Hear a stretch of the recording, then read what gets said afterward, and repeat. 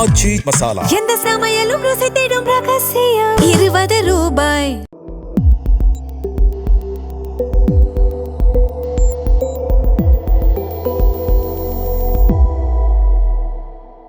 தமிழ் தடம் நேயர்களுக்கு வணக்கம். நம்மோடு உரையாட ஊடகவியலாளர் திரு கேப்ரியல் இணைந்திருக்காங்க. அவங்க பேசலாம். வணக்கம். வணக்கம். நேற்று நடிகர் மாஸ்டர் மகேந்திரன் அவர்கள் ஒரு இன்டர்வியூ ஒன்று கொடுத்திருந்தார். அது பயங்கர வைரலாக போயிட்டு இருந்தது. அவர் சொன்னதை இந்த தஞ்சாவூர் கோயில் கல்வெட்டில் எழுதி வைக்கலாம் அப்படின்ற மாதிரி நிறைய ட்ரோல் பண்ணிகிட்டு இருந்தாங்க. மின்சாரம் இந்த மாதிரி கட்டாவது தொடர்ச்சியாக மின்வெட்டு இருக்குது அப்படின்னு சொல்லும்பொழுது சோலார் சிஸ்டம்லாம் எதுக்கு இருக்குது, அதை வச்சு நீங்கள் பயன்படுத்துங்க, ஒரு 6 மாதம் உங்களால் பொறுத்துக்கிட்டு இருக்க முடியாதா, என் வீட்டில் இருந்து கரண்ட்டு தரேன் எல்லாரும் எடுத்துகிட்டு போங்க அப்படின்லாம் ரொம்ப அறிவுபூர்வமாக சில விஷயங்களை பேசியிருந்தார். டிவிக்கு அரசாங்கத்துக்கு ஆதரவாக கருத்துக்களை தெரிவிச்சிருந்தார். ஸோ எப்படி பார்க்குறீங்க அவருடைய அந்த அறிவுபூர்வமான ஸ்பீச்சை? இப்போ என்னென்னா, தாவேக்காவை பார்த்து நம்ம வருத்தப்படுறதா, தமிழ் மக்களை பார்த்து வருத்தப்படுறதா, இல்லை நம்மளை பார்த்து வருத்தப்படுறதான்னு எனக்கு தெரியல. ஏன்னா நம்ம நிலைமையை பாருங்கள். நம்ம பெரிய தலைவர்கள், அரசியல், கவர்மெண்ட் நிர்வாகம் இதெல்லாம் சார்ந்து நம்ம பேசிகிட்டு இருப்போம். இன்றைக்கி நம்ம மாஸ்டர் மகேந்திரன் பற்றி பேசக்கூடிய அளவுக்கு நம்ம கீழே வந்திருக்கோம். பட் வேறு வழி கிடையாது. தமிழ்நாடு அரசியல் இருக்குது. அரசியல் சார்ந்து அவரும் இந்த மாதிரி விஷயங்கள்லாம் பேசுகிறாரு. பேசும்போது நம்மளும் அதை பேச வேண்டிய இடத்துக்கு தள்ளப்பட்டிருக்கோம். ஸோ நம்மளை பார்த்தா தான் எனக்கு பாவமாக இருக்குது. மாஸ்டர் மகேந்திரனை பற்றி இப்போ பேச வேண்டிய சூழல் இருக்குது. நான் ஆக்சுவலாக அவர் பேர் மாஸ்டர் மகேந்திரன் தெரியாது, ஆனால் அவரோட சில வீடியோஸ் முன்னாடி பார்த்துருக்கேன். அவர் எனக்கெல்லாம் வாய்ப்பே கொடுக்க மாட்டேங்கிறாங்க, சில பேர் இந்த மாதிரி சதி பண்ணுறாங்கன்ற மாதிரிலாம் ஏதோ ஒரு வகையில் அவர் வஞ்சிக்கப்பட்டார் அப்படின்ற பொருளில் நிறைய வீடியோ எமோஷ்னலாலாம் போட்டிருப்பார். இன்றைக்கி பார்த்தா டோனே மாறிடுச்சு, அந்நியன் மாதிரி மாறிட்டார். அவர் பப்ளிக்கை அட்டாக் பண்ணுறாரு.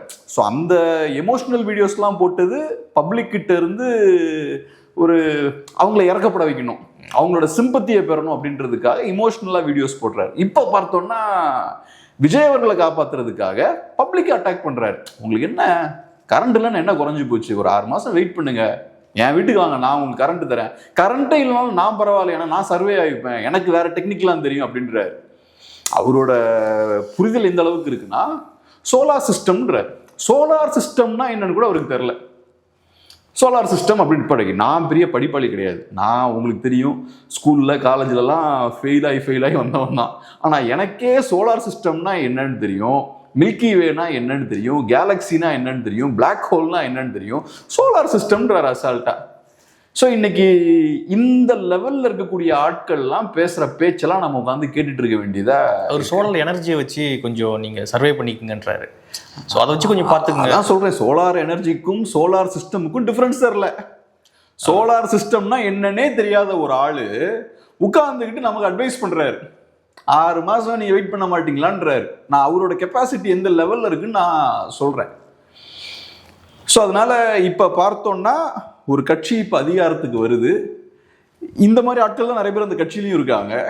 அதிகாரத்துக்கு வந்தோடனையும் பார்த்தோம்னா இவங்களுக்குலாம் இன்னைக்கு நம்ம பதில் சொல்லிட்டு இருக்க வேண்டிய கட்டாயத்துக்கு நம்ம தள்ளப்பட்டிருக்கோம். அவர் கட்சியில் இருக்காரா அப்படின்றது தெரியல, ஆனால் டிஃபெண்ட் பண்ணணும் அண்ணனை அப்படின்னு நினைக்கிறாங்க. நீங்கள் சொல்லுங்கள், டிஃபெண்ட் பண்ண வேண்டிய தேவை அவருக்கு எங்கேருந்து வருதுன்னு நீங்கள் சொல்லுங்கள். இது ஒன்றும் பெரிய ஆழமான சிந்தனைகள்லாம் தேவையில்லை. அவருக்கு டிஃபெண்ட் பண்ண வேண்டிய தேவை எங்கேருந்து வருது? அவர் ஒரு டிப்பிக்கல் சினிமா ஆள்.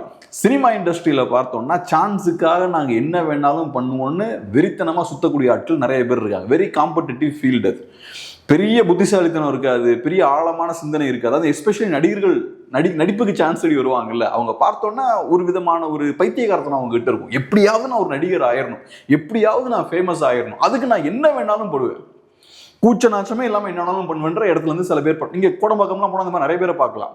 டக்குன்னு நீங்கள் கேமரா வச்சு இப்படி ஒரு பெர்ஃபார்ம் பண்ணுன்னா ஏதாவது ஒரு பெர்ஃபார்ம் பண்ணுவாங்க, இல்லை பப்ளிக்கில் இருக்காங்க ஏதாவது பார்ப்பாங்க, அதெல்லாம் யோசிக்கவே மாட்டாங்க, என்ன வேணாலும் பண்ணுவாங்க.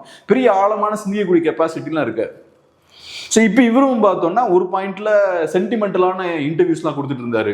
எனக்கு வாய்ப்பு கிடைக்க மாட்டேங்குது, எங்களை மாதிரி ஆட்கள்லாம் வளர்த்து விடுங்க, அதுன்னு இன்டர்வியூ கொடுத்துட்டு இருந்தாரு. இன்னைக்கு அதே பப்ளிக் எதிராக பேசுறாரு. கரண்ட் இல்லைன்னா உனக்கு என்ன அப்படின்னு. இப்போ நம்மளும் கேட்கலாம், சான்ஸ் இல்லைன்னா உனக்கு என்ன சான்ஸ் கண்டிப்பாக வேணுமா? வீட்டில் சும்மா உட்கார முடியாதா? சான்ஸ் இல்லைன்னா என்ன செத்தா போயிருங்க? சான்ஸ் இல்லைன்னா கரண்ட் இல்லைன்னா பப்ளிக் ஃபுல்லாக கரண்ட் இல்லாமல் இருக்கலாமா, ஆனால் இவர் சான்ஸ் இல்லாமல் இருக்க மாட்டாராம். ஸோ அப்போ இன்னைக்கு உங்களுக்கு தெரியுது சினிமா துறையில் ரொம்ப முக்கியமான ஒரு மனிதர் பவரில் இருக்காருன்னு. உடனே இப்போ நீங்கள் நம்ம வளரணும்னா பப்ளிக் அசிங்கப்படுத்தினாலும் பரவாயில்ல, இவரை சந்தோஷப்படுத்தணும், ஒருத்தரை சந்தோஷப்படுத்தணும். ஸோ எல்லாரையும் அசிங்கப்படுத்துறீங்க யாருக்காக? ஒருத்தரை சந்தோஷப்படுத்துறதுக்காக. எப்பவுமே நம்ம இதை புரிஞ்சுக்கணும். மக்கள் பார்க்கும்போது நமக்கு எதிராக பேசி ஒருத்தன் வளர பார்க்குறான்னா அவனை தட்டி உட்கார வைக்கும். அரசியல் இது நிறைய நடக்கும். மக்கள் பிரச்சனை வரும்போது மக்கள் பக்கம் நிற்காம அதிகாரத்து பக்கம் நிற்பாங்க. அது எதுக்காகன்னா, என்னோட வளர்ச்சி மக்களை நம்பி இல்லை, அதிகாரத்தில் இருக்கிற நம்பி இருக்கு. இது நம்ம ரெகுலரா பார்ப்போம். அப்படி ஒருத்தன் ஒரு ஸ்டாண்ட் எடுக்கிறான்னாலே டேஞ்சர்னு அர்த்தம். என் தலையில காலை வச்சு யாரையோ சந்தோஷப்படுத்தி குஷிப்படுத்தி மேலே போலான்னு பாக்குறாரு. ஸோ இப்படிப்பட்ட கேரக்டர்ஸ் இருக்காங்க. ஆக்சுவலாக அவரை பற்றிலாம் நம்ம பெருசாக பேசுறதுக்கு ஒன்றும் இல்லை. அவர் ரொம்ப அரகண்டாக பேசினால அது வைரலாக போகுது. அரகண்டாக பேசுகிறோன்ற புரிதல் கூட இல்லாமல் அவர் அரகண்டாக பேசுகிறார். இப்படி நீங்கள் பேசுறதால விஜய் அவர்களையும் இம்ப்ரெஸ் பண்ண முடியாது, எந்த ப்ரொடியூசரையும் பெரிய ஆக்டர்ஸையும் இம்ப்ரெஸ் பண்ண முடியாது. அவங்க உங்ககிட்ட இருந்து விலகி போவாங்க. ஏன்னா நீங்கள் அவங்களுக்கு பிரச்சனையை ஏற்படுத்தி கொடுக்குறீங்க. ஆனால் இப்படிலாம் நம்ம பேசும்பொழுது அவர் பரவாயில்ல, இதுவும் நம்மளுக்கு ஒரு விளம்பரம் தான் அப்படின்னு தான் நினைப்பாங்க அவங்களாம். ஸோ அதனால தான் மேபி பேசுகிறாங்கடா அப்படின்றது தெரியல. நேற்று லாரன்ஸ் அவர்கள் கூட வந்து ஒரு ப்ரெஸ் மீட் கொடுத்துருந்தார். அதில் கூட வந்து மக்களை கொச்சைப்படுத்துகிற மாதிரி சில நாய்களுக்கு பிஸ்கெட் போட்டால் போதும், சில நாய்களுக்கு வந்து பிரியாணி போடணும், ஸோ அந்த மாதிரி வந்து மக்களை கொச்சைப்படுத்துகிற மாதிரியான சில வார்த்தைகளை பயன்படுத்தியிருந்தார். இவங்களை கேள்வி கேட்டுட்டோம் அப்படின்னா அது மக்களாட்சி யாராச்சு, நாய்ங்க தான் எல்லாம் அப்படின்ற மாதிரியான ஒரு டோன். நான் இப்போ ராகவா லாரன்ஸுக்கு ஒரு சின்ன கேள்வி. இந்த லாஸ்ட் 2 இயர்ஸாக ராகவா லாரன்ஸ் அவர்களை பெருசாக நம்ம பார்க்கல. சோஷியல் ஒர்க்குன்னு அதை பண்ணுறேன் இதை பண்ணுறேன்னா பெருசாக வெளில வந்த மாதிரி தெரில. மேபி அவர் பர்சனலாக சில விஷயங்கள் பண்ணிட்டு இருந்திருக்கலாம். பட் இப்படி ஓப்பனாக வந்து பெருசாக எதுவும் பண்ண மாதிரி தெரில. இப்போ கரெக்டாக ராகவா லாரன்ஸ் இப்போ வராருன்னா ஏன் இப்போ கரெக்டாக வராரு? தாவேக்கா ஜெயிக்கிறாங்க, ஜெயிச்சு 1 மாதம் தான் ஆகுது. உடனே ராகவா லாரன்ஸ் அவர்கள் வெளியே வராரு. இப்போ பிரியாணி பிஸ்கட்லாம் அவர் பேசுகிறார்ல, எதுக்காக அவர் இங்கே வந்தார்? அப்படி நிஜமாவே சேவை பண்ணணும், அரசியலில் ஈடுபடணும்னா ஏன் ஒரு 6 மாதத்துக்கு முன்னாடி வரல? ஏன் எலெக்ஷனில் தாவேக்கா ஜெயிச்சதுக்கு அப்புறம் வராரு? அவர் எதை பார்த்து வெளில வந்தார்? சரி, மற்றவங்கெல்லாம் பிஸ்கட்டுக்காக பிரியாணிக்காக வராங்க, குலைக்கிறாங்க, ரைட்டு. நீங்கள் எதுக்காக கரெக்டாக தாவேக்கா ஜெயிச்சதுக்கு அப்புறம் வரீங்க? அவர் வீடியோவில் சொன்னார் என்னன்னா, நல்லவங்களுக்கு இப்பொழுதுதான் வாய்ப்பு வந்துருக்கு, நல்லது செஞ்சா மக்கள் ஆதரிப்பாங்க அப்படின்ற நம்பிக்கை நல்லவங்களுக்கு இப்போதான் வந்திருக்கு, அதனால நல்லவங்க எல்லாம் அரசியலுக்கு வராங்க. டிஃபைன் நல்லவங்க. நல்லவங்கன்னா யாரு? முதல்ல நம்ம தான். யாரு ஜெயிக்கிறாங்களோ அவங்க தான் நல்லவங்க. இவங்களை பொறுத்தளவு அவ்வளவுதான். நடிகர்களோட புரிதல் அவ்வளவுதான். கருணாநிதி அவர்கள் பவர்ல இருக்கும்போது இந்த மொத்த குரூப் அங்க இருக்கும். ஜெயலலிதா அம்மையார் ஜெயிக்கும் போது இந்த மொத்த குரூப் அங்க இருக்கும். அப்ப யாரு நல்லவங்க? அவங்க தான் நல்லவங்க. அவ பாத்தீங்கன்னா எல்லாம் கையை கட்டிக்கிட்டு ஐயா எங்களுக்கு பண்ணாத நல்லதே கிடையாது, ஐயாவை விட்டா எங்களுக்கு ஆளே கிடையாது. இப்ப அவங்க டீம்ல இருக்க ஒருத்தரே வந்தாச்சு. அதனால இப்ப மற்ற எல்லா நல்லவர்களை விடவும் இவர் இன்னும் பெரிய நல்லவர். எதுக்காக நான் இதெல்லாம் சொல்றேன்னா, இவங்களை பார்த்தெல்லாம் நம்ம ரொம்ப சீரியஸா இதை எடுத்துக்க வேண்டாம். இவங்களை பொறுத்தளவுல பக்கா ஆப்பர்ச்சுனிஸ்டா இருப்பாங்க. எனக்கு கொஞ்சம் சினிமா இண்டஸ்ட்ரி நண்பர்களோட கொஞ்சம் பயணிக்கிறதுக்கு எனக்கு வாய்ப்பு கிடைச்சிருக்கு. ஏன்னா அவங்க லைஃபையுமே அவங்க டெடிகேட் பண்ணியிருப்பாங்க. நம்ம ஒரு ஆக்டர் ஆகணும் அப்படின்றதுக்காக அவங்க லைஃபை டெடிகேட் பண்ணியிருப்பாங்க. ஸோ அவங்களுக்கு தெரியும் உயிரை கொடுத்து நம்ம பெர்ஃபார்ம் பண்ணி எப்படியாவது அடுத்த ஸ்டேஜுக்கு போகணுன்ற வெறி அவங்க கிட்ட இருக்கும். ஸோ ஸ்டார்டிங்ல இருந்து அந்த சர்வைவல் இன்ஸ்டிங்க்ட் இருக்கும்.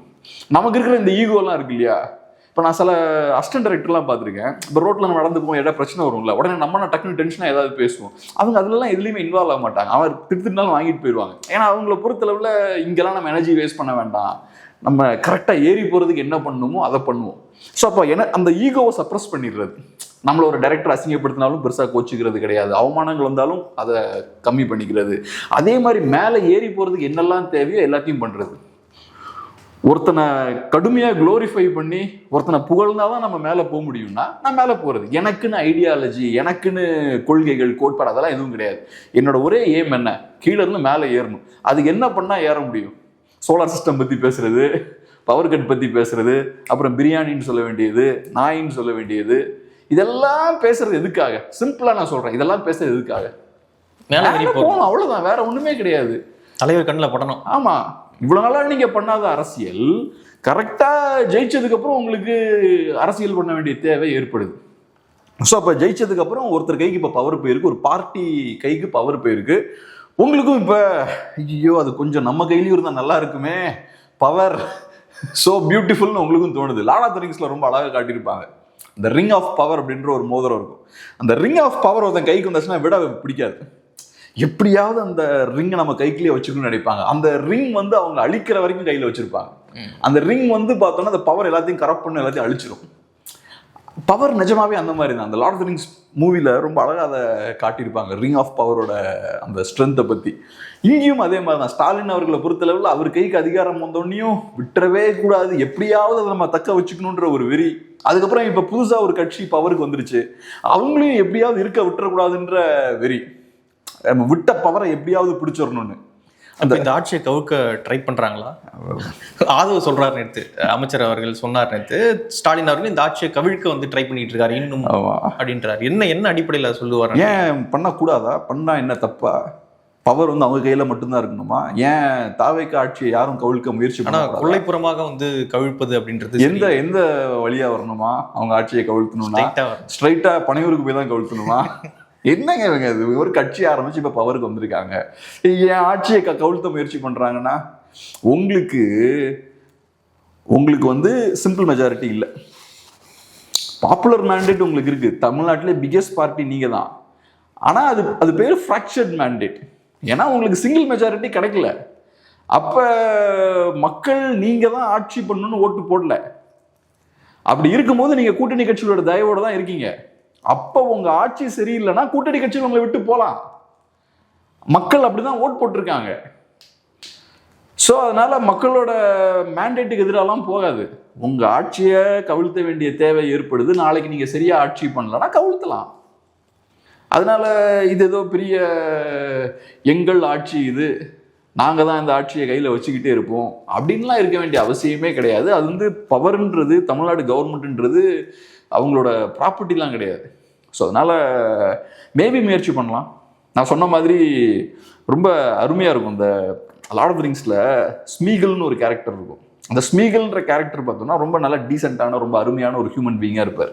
அந்த ஃப்ளாஷ்பேக்கில் ரொம்ப அழகாக காட்டுவாங்க. அதுக்கப்புறம் ஒரு மோதிரம் கிடைக்கும், அதுதான் அந்த ரிங் ஆஃப் பவர். எதர்ச்சியாக அந்த மோதிரம் கிடைக்கும், கைக்குள்ள போட்டுருவார். போட்டவொடனே ஒரு பயங்கரமான ஒரு குட் ஃபீலிங் அது கிடைக்கும். அதுக்கப்புறம் அந்த மோதிரத்துக்காக ஃப்ரெண்டை கொண்டுருவான், அந்த ஃப்ரெண்டு அந்த மோதிரத்தை அபகரிக்க பார்ப்பான். அது எல்லாத்தையுமே இருக்கும் ரிங் ஆஃப் பவர்ன்றனால. அப்புறம் என்ன ஆகும், இந்த ஸ்மீகல் அது கொஞ்சம் கொஞ்சமாக அப்படியே அரிக்க ஆரம்பிச்சிடும். இந்த ஸ்மீகல்ன்றவன் நல்ல டீசெண்டான ஒரு மனிதனாக அனுப்பான், அவனை ஒரு மிருகமாக மாற்றிடுவார்.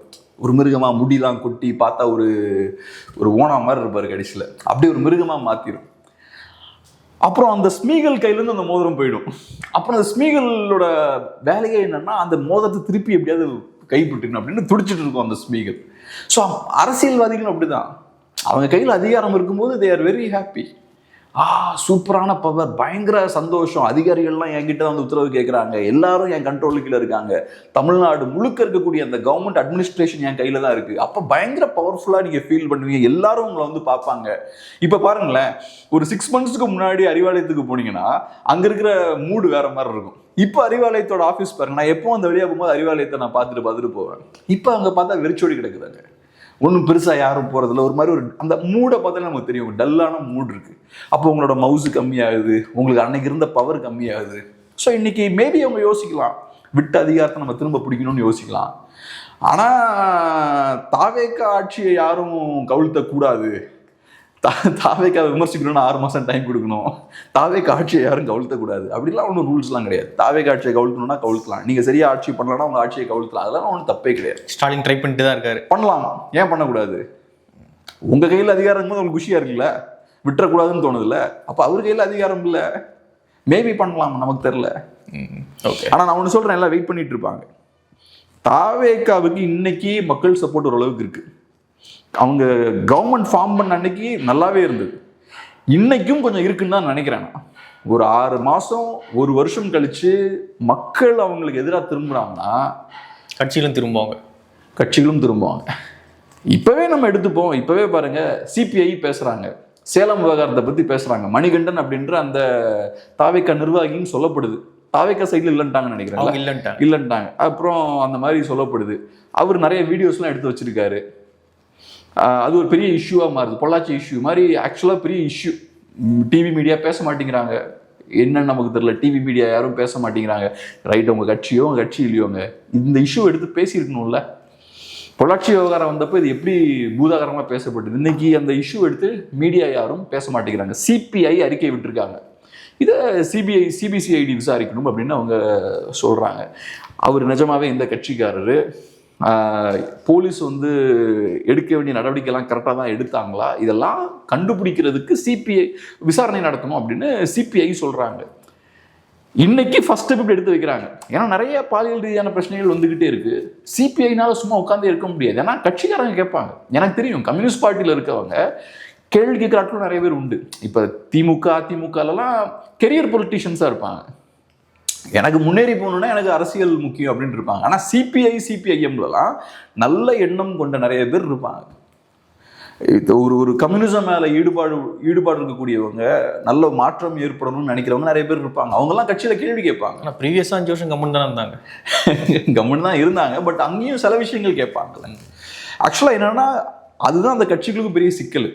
5 வருஷம் கம்முன்னு இருக்கும்போது கீழே நிறைய பிரச்சனை பண்ணுவாங்க. லோக்கல் லெவலில் மீட்டிங்லலாம் கடுப்பாவாங்க. நீங்கள் இப்படி கம்முன்னு இருந்தீங்க, எங்களுக்கு அசிங்கமாக இருக்குன்னு சண்டைக்கு வருவாங்க. ஸோ அப்போ ஏதோ ஒரு வகையில் அவங்க இந்த இஷ்யூ இப்போ டச் பண்ணுறாங்களே. சிபிஐஎம் இப்பயும் பண்ணலன்னு நினைக்கிறேன். ஏன்னா நான் நியூஸ் பார்க்கும்போது சிபிஐ இந்த மாதிரி ஒரு அறிக்கை விட்டாங்கன்னு இருந்தது. ஸோ அப்போ இப்பயே லைட்டாக கேள்வி கேட்குறாங்கன்னா, அப்போ என்ன இங்கே தப்பு நடக்குது, அந்த தப்புக்கும் எங்களுக்கும் தொடர்பு கிடையாது, நான் கேள்வி கேட்குறேன் அவங்களுக்கு எதிராக அப்படின்றது அவங்க எஸ்டாப்ளிஷ் பண்ணுறாங்க. நாளைக்கு நீங்கள் இன்னும் நிறைய தப்பு பண்ணீங்கன்னா உங்கள் தவறுகளால் வரக்கூடிய பாதிப்புகள் அவங்க சுமக்கணும்னு அவசியமே கிடையாது. ஏன்னா அவங்களுக்கு அதிகாரத்துலேயும் ஒரு பங்கும் கிடையாது. அமைச்சர் பதவியெல்லாம் ஒன்றும் அவங்களுக்கு கொடுக்கல. அப்படி இருக்கும்போது பிரச்சனை ஓவராக இருந்துச்சுன்னா விலகி போவாங்க. அது தாவேக்காவுக்கும் தெரியும். அதனால தான் அவங்க எம்எல்ஏஸ்லாம் உள்ளே கொண்டு வராங்க. எனக்கு என்னென்னா இவங்க ஒரு 5 வருஷம் ஆட்சி பண்ணணும். ஆட்சிலாம் கவலைக்கூடாது. ஆட்சி 5 வருஷம் அவங்க பண்ணணும். இப்போ 1 மந்த்லேயே நல்லா பேஷா போயிட்டு இருக்கு தமிழ்நாட்டை. ஆமாம், அவர் அந்த எம்எல்ஏ சொல்ல மாதிரி பண்ணிட்டு இருந்தாரு. அந்த மாதிரி அவர் இப்போ வரைக்கும் இப்படி தான் பண்ணிட்டு இருக்காருன்னு நினைக்கிறேன். பல வாரங்கள் அதை பண்ணிட்டு இருந்தாரு. ஸோ அதனால ஒரு 5 வருஷம் பண்ணணும். தமிழர்கள் அது சட்டிலான மக்கள் கிடையாது. இப்போ கேரளாலாம் பார்த்தீங்கன்னா சின்ன பிரச்சனை அதிலே பட்டுன்னு ரியாக்ட் பண்ணுவாங்க. தமிழ் மக்கள் அப்படி கிடையாது. எக்ஸ்ட்ரீமாக புஷ் பண்ணாதான் டக்குன்னு ரியாக்ட் பண்ணுவாங்க. டக்குன்னு இந்த ரியாக்ட் பண்ணும்போது ஒரு 10 வருஷம் அவங்களுக்கு கோவம் நிறையா சேர்ந்து உள்ள பில்ட் ஆகிருக்கும். அதான் சேர்ந்து மொத்தமாக வெடிக்கும். ஜல்லிக்கட்டுலாம் அப்படி தான். நீங்கள் ஜல்லிக்கட்டு மாதிரியான போராட்டம் நீங்கள் கேரளாவில் பார்த்துருக்க மாட்டீங்க. ஆனால் கேரளாவில் டெய்லி சின்ன சின்ன போராட்டம் பார்ப்பீங்க. டெய்லி அங்கங்கே ஒரு சின்ன பிரச்சனை வந்ததுன்னா ரியாக்ட் பண்ணுவாங்க. நம்ம ஆளுங்க அப்படி கிடையாது. அப்படியே கொஞ்சம் கொஞ்சமாக உள்ள பில்ட் ஆகிட்டே இருக்கும். ஏதோ ஒரு பாயிண்டில் படால்னு அது வெடிக்கும். ஸோ அதனால் அந்த மாதிரியான ஒரு இடத்துக்கு நம்ம கொண்டு போகணுன்னா 5 வருஷம் ஆட்சி நமக்கு தேவை, நடக்கணும். ஓகே, இப்போது அதிமுக நேற்று சி சண்முகம் அவர்கள் பேட்டி கொடுத்துருந்தாரு. அதில் என்ன சொல்கிறாரு, அதிமுக வந்து பாமக போட்ட பிச்சையினால 31 சட்டமன்ற தொகுதியில் வின் பண்ணாங்க. ஆக்சுவலாக அதிமுகவுடைய பவர், அவங்களுடைய வின்னிங் கெப்பாசிட்டி அப்படின்றது ஒரு 7-8 தொகுதி தான். மற்றது இந்த 47 தொகுதி இன்றைக்கி வின் பண்ணியிருக்காங்க அப்படின்னா அதெல்லாம் 31 தொகுதி பாமக போட்ட பிச்சை வட மாவட்டங்கள் அப்படின்னு ஓப்பனாக ரொம்ப அடிக்கிறாரு. எடப்பாடி பழனிசாமி அவர்கள் குடும்ப அரசியலை உள்ள புகுத்த ட்ரை பண்ணுறாரு. அவருடைய மகனை வந்து உள்ளே கொண்டு வர ட்ரை பண்ணுறாரு. இதெல்லாம் நடந்துக்கிட்டு இருக்கு அப்படின்னு வந்து சி சண்முகம் அவர்கள் நேற்று சொல்லியிருந்தார். தமாக என்டிஏலேருந்து வெளியேறியிருக்காங்க. கௌதமி அவர்கள் வெளியேறியிருக்காங்க அதிமுகவில் இருந்து. என்ன நடந்துக்கிட்டு இருக்கு அதிமுகவில்? மீண்டு வருவதற்கான ஏதாவது அறிகுறிகள் தெரியுதா? அதிமுகவை வீழ்த்தணும், முடிச்சு கட்டணும்னு இங்கே பெரிய ஒரு முயற்சி போய்கிட்டு இருக்கு. சி சண்முகம் பண்ண முயற்சி பண்ணுறது அதுதான். தாவேக்கா அதிமுகன்ற கட்சி இல்லாமல் போகணும்னு விரும்புவாங்க. இப்போ ஆதவர்ஜனா பேசும்போது நாங்களும் அதிமுகவும் ஒன்று தான், ஒன்றும் பிரச்சனை இல்லைன்ற. ஆமாம், அதிமுக மூழ்கிட்டுல இபிஎஸ் அவர்கள் தான் வீழ்ந்துட்டு இருக்கார் அப்படின்ற மாதிரி ஒரு விஷயத்தையும் அவர் சொல்லியிருக்காரு. ஸோ அவரை பொறுத்தளவில் நாங்கள் அதிமுகவுக்கு எதிரானவர்கள் கிடையாது, நாங்கள் அதிமுக தான். நாங்கள் லீடர்ஷிப் அங்கே சரியில்லை. ஸோ உங்களுக்கு இங்கே வந்தீங்கன்னா இங்கேயும் அதிமுக மாதிரி தான் இருக்கும். அதிமுக என்ன பண்ணுச்சோ அதை நாங்கள் பண்ணுறோம். நாங்கள் தான் அதிமுக. பாக்கெட்ல அம்மா போட்டோ வச்சுக்கலாம். ஆமாம், எல்லாமே நீங்கள் பண்ணிக்கோங்க, எல்லாமே நீங்கள் பண்ணிக்கோங்க, நாங்கள் உங்களுக்கு ஆப்ஷன் கொடுக்குறோம். ஸோ இவங்களுக்கு என்னன்னா இப்போ அதிமுகன்ற கட்சி இருக்கக்கூடாது.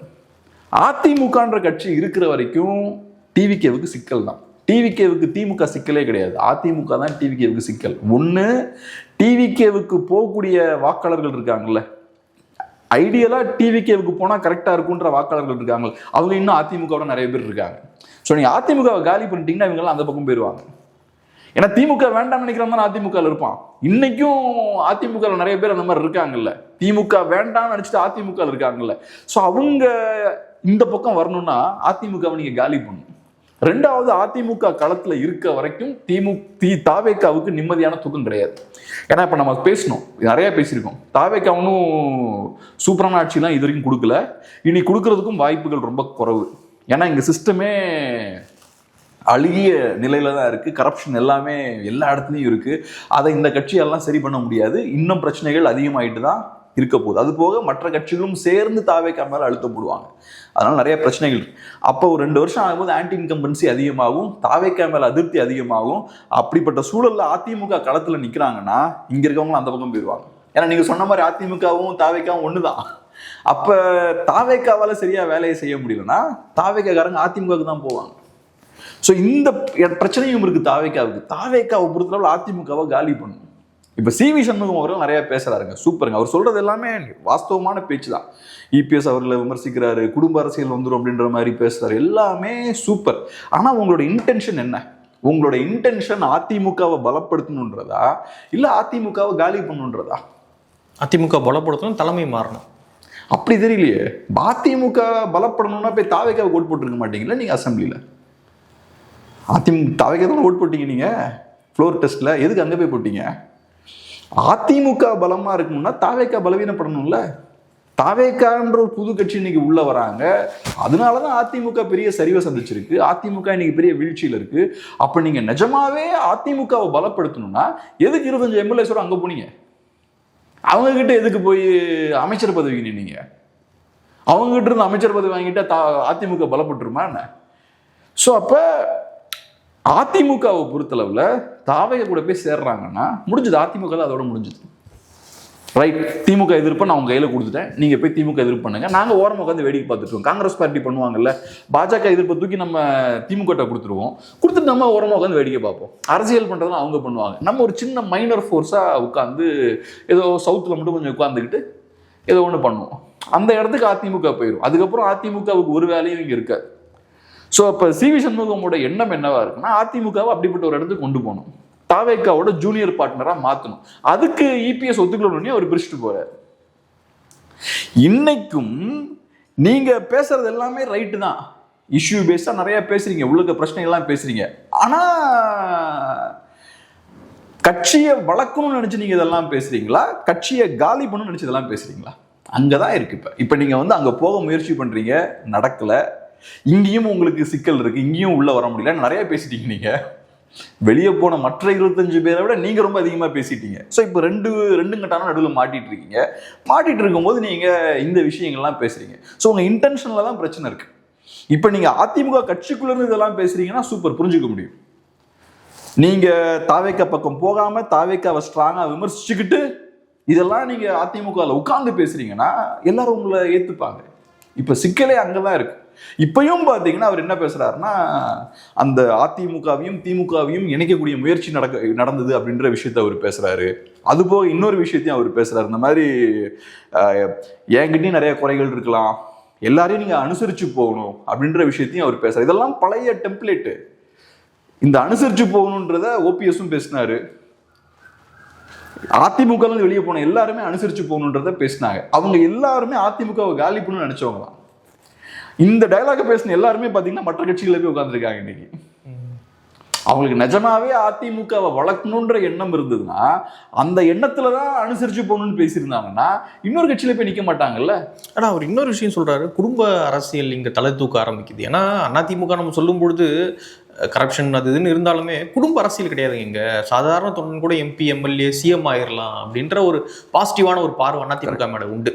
ஆனா இன்னைக்கு CV சண்முகம் போன்ற தலைவர்கள்லாம் வைக்கக்கூடிய குற்றச்சாட்டே குடும்ப அரசியல் அங்க தலை தூக்க ஆரம்பிக்குது, இது சரி கிடையாதுங்க அப்படின்றாங்கல்ல. இப்ப அவர் சொல்றது உண்மையா கூட இருக்கலாம், நமக்கு தெரியல. குடும்ப அரசியல் அங்க தலை தூக்குதா இல்லையான்னு தெரியல. மிதுன் அவர்கள் உள்ள வர முயற்சி பண்றாரு, அதிமுக ஃபியூச்சர்ல ஒரு முக்கியமான ரோல் பிளே பண்ண முயற்சி பண்றாரு, அதுக்கான அடித்தளத்தை போடுறாங்கன்னு சொல்றாங்க. எனக்கு தெரியல, நமக்கு பெரிய கைகளோடலாம் தொடர்பு நமக்கு கிடையாது. பட் என்னோட பாயிண்ட் என்னன்னா, குடும்ப அரசியல் இருக்கிறது தான் உங்களுக்கு பிரச்சனையா? உங்க இன்டென்ஷன் குடும்ப அரசியல் இருக்கக்கூடாது, அதிமுக ஸ்ட்ராங்கா இருக்கணுன்றதான் உங்க இன்டென்ஷனா, இல்ல அதிமுகவை காலி பண்றதா? ஸோ நீங்க அதிமுகவை காலி பண்ணணும்னு முடிவு பண்ணிட்டீங்க, அதுக்கு இதெல்லாம் எக்ஸ்கியூஸா உள்ள கொண்டு வந்துட்டீங்க. அதான் என்னோட பாயிண்ட். குடும்ப அரசியல் மேபி ஃபியூச்சர்ல வரலாம், எனக்கு தெரியல. அப்படி வருதுன்னா தப்பு தான். நீங்க சொன்ன மாதிரி அதிமுகவோட கேரக்டரே வேற. அதிமுக மாதிரியான ஒரு கட்சியில குடும்ப அரசியல் வருதுன்னா கண்டிப்பா அப்புறம் நீங்க நாளைக்கு திமுக விமர்சிக்க முடியாதுல்ல. திமுக நீங்க எதை சொல்லி விமர்சிப்பீங்க? திமுக அந்த சிக்கல்லாம் எனக்கு புரியுது, அதெல்லாம் ரைட். ஆனா சி.வி. சண்முகம் இப்ப இதை சொல்றாரு, எல்லாரையும் அனுசரிச்சு போகணும்னு சொல்றாரு. பழைய டெம்ப்ளேட் ஒண்ணு அது. ரெண்டாவது திரும்பவும் அதிமுக சேர முயற்சி பண்ணாங்கன்ற கதையை அவரு சொல்றாரு. அப்புறம் குடும்ப அரசியல்ன்ற கான்செப்டை கொண்டு வர்றாரு, அங்க இருக்குன்ற மாதிரி பேசுறாரு. இது எல்லாமே சி.வி. சண்முகம் இப்ப எதுக்கு பேசுறாரு? சிம்பிள், அதிமுகவை காலி பண்ணணும்னு அவர் பேசிட்டு இருக்காரு. ஸோ திமுகவுக்கும் அதிமுகவுக்கும் அண்டர் கிரவுண்ட்ல ஒரு டீலிங் இருக்கு அப்படின்றத மறைமுகமா அவரு சொல்றாரு. அதெல்லாம் சொல்லும்போது அதிமுக காரங்க கண்டிப்பா அதை ஏத்துக்க மாட்டாங்க. அதிமுக காரங்களை பொறுத்தளவுல திமுக தான் மிகப்பெரிய எதிரி அவங்களுக்கு. ஸோ அப்ப சி.வி. சண்முகம் சொல்ல முயற்சி பண்றது என்னன்னா, திரும்ப திரும்ப அதிமுகவும் திமுகவும் ஒன்று சேர முயற்சி பண்ணாங்க அப்படின்னாலே அது அதிமுக தொண்டர்கள் கிட்ட இபிஎஸ் நம்பாதீங்கன்னு நீங்க சொல்றீங்க. அதே டயலாக தான் ஆதவர்ஜுனாவும் சொல்றாரு, அதே டயலாக தான் செங்கோட்டையனும் சொல்றாரு. இவங்க எல்லாருமே ஏன் இன்னைக்கு வரைக்கும் அதிமுக திமுக கூட்டணி வைக்க முயற்சி பண்ணாங்கன்னு சொல்லிக்கிட்டே இருக்காங்க. அது ஒன்றும் அவ்வளோ பெரிய இஷ்யூ கிடையாது, அது முடிஞ்சிருச்சு. எலெக்ஷன் ரிசல்ட்ஸ் வருது, ஒரு 2 நாள் கழிச்சு இந்த நியூஸ் வருது, அதுக்கப்புறம் நீங்க கவர்மெண்டே ஃபார்ம் பண்ணிட்டீங்க. நீங்க கவர்மெண்ட் ஃபார்ம் பண்ணதுக்கு அப்புறம் திரும்ப திரும்ப ஏன் எல்லாரும் சொல்லிக்கிட்டே இருக்கீங்க? அது கேவலமான அரசியல் தான் நான் நிறைய பேசிட்டேன். அதிமுகவும் திமுகவும் சேர முயற்சி பண்ணியிருப்பாங்களே, ஆனால் அதை விட மோசமான அரசியல் எதுவும் கிடையாது. ஆனா நீங்க எதுக்கு எல்லாரும் அதை பேசிக்கிட்டே இருக்கீங்க? அதுவா இஷ்யூ? இன்னைக்கு தமிழ்நாட்டில் 1008 பிரச்சனை போயிட்டு இருக்கு, ஆனா இதை மட்டும் ஏன் எல்லாம் பேசிக்கிட்டே இருக்கீங்க? ஏன்னா அவங்களுக்கு தெரியும் அதிமுகவும் திமுகவும் சேர முயற்சி பண்றாங்கன்ற அந்த செய்தி வெளியே வந்தாச்சுனாலே அதிமுக தொண்டர்கள் அதை ஏத்துக்க மாட்டாங்க, திமுக காரங்க ஏத்துப்பாங்க. அது அங்க பிரச்சனை, அங்க ஒரு பிரச்சனை இல்லை, ரைட், நம்ம ஒழுங்கிடலாம் அவங்களை அப்படின்னு யோசிப்பாங்க. அதிமுக தொண்டன் அதை ஏத்துக்க மாட்டான். அதிமுக தொண்டனை பொறுத்தளவுல திமுக மட்டும்தான் அவனோட ஒரே எதிரி. ஸோ அந்த இடத்துல தான் நீங்க அதிமுகவை காலி பண்றதுக்காக இந்த வேலைகள்லாம் பார்த்துட்டு இருக்கீங்க. ஸோ அதை வச்சு நான் சொல்லக்கூடிய அதே விஷயத்த, செங்கோட்டையன் அவர்கள் பேசக்கூடிய அதே விஷயத்த நீங்களும் திரும்ப திரும்ப பேசிக்கிட்டு இருக்கீங்க. ஸோ உங்களோட இன்டென்ஷன் அதிமுகவை மீட்டு கொண்டு வரணுன்றது கிடையாது. அதான் என்னோட ஒரே பாயிண்ட். நீங்க பேசுறது என்னமோ அதிமுகவை வளர்த்தெடுக்கணுன்றதுக்காக நான் இதெல்லாம் பேசுறேன்ற மாதிரி பேசுறீங்க. அது உங்க இன்டென்ஷனே கிடையாது. ஏன்னா அது உங்க இன்டென்ஷனா இருந்தா தாவேக்கா பக்கமே நீங்க போயிருக்க மாட்டீங்க. ஏன்னா தாவேக்காவால தான் இன்னைக்கு அதிமுக 3 தள்ளப்பட்டிருக்கு. தாவேக்கா கிட்ட தான் அதிமுக தன்னோட வாக்குகளை இழந்திருக்கு. அப்புறம் அந்த கட்சியை போய் நான் சப்போர்ட் பண்ணுவேன்னா என்ன அர்த்தம் அதுல இருக்கு? ஒண்ணுமே கிடையாது. ஸோ அதை செஞ்சுக்கிட்டு அதுக்கப்புறம் அவங்களும் டோரை மூடிட்டாங்க. அவங்க டோரை மூடினதுக்கு அப்புறம் இங்க இருந்து இப்ப அதிமுக அட்டாக் பண்ணிக்கிட்டே இருக்கீங்க. இப்ப நான் ஒன்று சொல்றேன், இதுல முக்கியமான விஷயம் என்னன்னா, நம்ம ஏதோ பார்க்கும்போது ரைட் இப்ப நடுவில் மாட்டிட்டு இருக்க சி.வி. சண்முகம் ஆக்சுவலா தாவேக்காவுக்கு எதிராக திரும்பி இருக்கணும்ல. அவரு தாவேக்காவுக்கு எதிராக ஏன் இன்னும் திரும்பல? நீங்க இங்க இருந்து அங்க போறீங்க, தாவேக்காவுக்கு ஃபேவரபிளா ஓட் பண்றீங்க, ஆனா உங்களுக்கு அதனால எந்த லாபமுமே இல்லை. அமைச்சர் பதவியெல்லாம் வழங்கப்படும்லாம் சொன்னாங்க, ஒரு லாபமும் இல்லை. அப்ப ஆக்சுவலா உங்களுக்கு தாவேக்கா மேல தானே கோவம் வந்திருக்கணும். அப்ப தாவேக்கா மேல இன்னும் உங்களுக்கு கோவம் வராம நீங்க இன்னும் அதிமுக அட்டாக் பண்றீங்கன்னா எப்படி புரிஞ்சுக்கலாம் அதை? அப்ப உங்களுக்கு ஏதோ ஹோப் இருக்கு, இன்னும் கேட் ஓப்பன்ல தான். ஆமா, தாவேக்கா ஏதோ ஒரு கேட் ஓப்பன் பண்ணி வச்சிருக்காங்க, ஃபியூச்சர்ல ஏதோ ஒண்ணு காட்டுறாங்க. ஸோ உங்களுக்கு ஒரு பெரிய வாய்ப்பு இருக்குன்னு காட்டுறாங்க. ஸோ ஒரு ஹோப் அவங்க கொடுத்துட்டு இருக்காங்க. அதனால சி.வி. சண்முகம் அவர்கள் பேசுற விஷயங்கள் எல்லாமே தாவேக்காவுக்கு லாபம் சேர்ப்பதற்காக தான் அவர் பண்ணிட்டு இருக்காரு. தாவேக்காவை பலப்படுத்தணும், அதிமுகவை பலவீனப்படுத்தணும், அதிமுகவை அடிச்சு காலி பண்ணணும்னு தாவேக்கா முடிவு பண்ணிட்டாங்க. ஆனால் நான் ஒன்று சொல்றேன், தாவேக்கானால எந்த வேலையுமே முழுமையா பண்ண முடியல. இதை மட்டும் கிளியரா புரிஞ்சுக்கோங்க. இது ஒரு பேட்டர்ன் இருக்கு. தாவேக்கா செய்ய முயற்சி பண்ணக்கூடிய எல்லா வேலைகளுமே அவங்க முக்காவாசி போறாங்களே தவிர முழுமையா பண்ண முடியல. அவங்கனால முழுமையா 120 சீட்ஸ் வாங்க முடியல, சிங்கிள் மெஜாரிட்டி வாங்க முடியல, ஜஸ்ட்ல போய் நிற்கிறாங்க. அதே மாதிரி கூட்டணியெல்லாம் உள்ள கொண்டு வரும்போதும் முழுமையா எல்லாரையும் உள்ள கொண்டு வர முடியல. அதுக்குள்ளேயும் பார்த்தா சிபிஐஎம் சிக்கலை கொடுக்குறாங்க. அதிமுகவை உடைக்க முயற்சி பண்ணும்போதும் முழுமையா அவங்களுக்கு உடைக்க முடியல அதிமுகவை. அவங்களுக்கு அந்த ஸ்ட்ரென்த் இல்லை. இப்போ வேர்ல்டு வார்லாம் எடுத்துக்கிட்டிங்கன்னா ஜெர்மனின்ற நாடு பார்த்தா பெருசாக எக்ஸ்பேண்ட் ஆகி போகுது. அவங்க எந்த தூரம் வரைக்கும் போக முடியுன்றது அவங்களோட இன்டர்னல் ஸ்ட்ரென்த் சம்மந்தப்பட்ட விஷயம் இல்லையா? எனக்குள்ள என்ன பலம் இருக்கோ அந்த அளவுக்கு தான் என்னால் எக்ஸ்பேண்ட் ஆகி போக முடியும் இல்லையா? அதே தான் அது ஒரு கட்சிக்கும் இன்ஹரண்டா உள்ளுக்குள்ள சில ஸ்ட்ரென்த் இருக்கும். அந்த ஸ்ட்ரென்த் அடிப்படையாக வச்சுதான் அந்த கட்சி எவ்வளவு தூரம் போக முடியுன்றது தீர்மானிக்க முடியும். ஸோ இவங்களால அந்த ஃபுல் லெவலுக்கு போக முடியல, மரத்தான ஃபுல்லாக கம்ப்ளீட் பண்ண முடியல, 120 சீட்ஸ் வாங்க முடியல, அதே மாதிரி முழுமையா அதிமுகவை உடைக்க முடியல. இந்த சிக்கல்கள்லாம் அவங்களுக்கு இருக்கு. அதனால எனக்கு என்னமோ அதிமுக அங்கே இருக்க தான் போகிறாங்க. இவங்க நினைக்கிற மாதிரிலாம் அதிமுகவை காலி பண்ணிட முடியாது. ஏதோ முயற்சி பண்ணுறாங்க. இப்போ ஹனிமூன் பீரியடு, மக்கள் உங்களுக்கு எதிராக திரும்பல இன்னும். ஸோ அதனால் இப்போ உங்களுக்கு இன்னும் டைம் நிறையா இருக்குது, ஃப்ரீடம்லாம் இருக்குது. போக போக அந்த பிரச்சனையும் வரும். நீங்கள் அதிமுகவை மட்டுமே ஃபோக்கஸ் பண்ணிட்டு இருக்க முடியாது, பப்ளிக்கையும் நீங்கள் டீல் பண்ண வேண்டியிருக்கும். ஸோ அதனால் இவங்க பார்க்குற மாதிரிலாம் ஸ்மூத்தாக போகும்னு எனக்கு தோணலை. பார்ப்போம். ஓகே, பார்க்கலாம். நிறைய விஷயங்களை மட்டும் பகிர்ந்துக்கிட்டீங்க. நன்றி.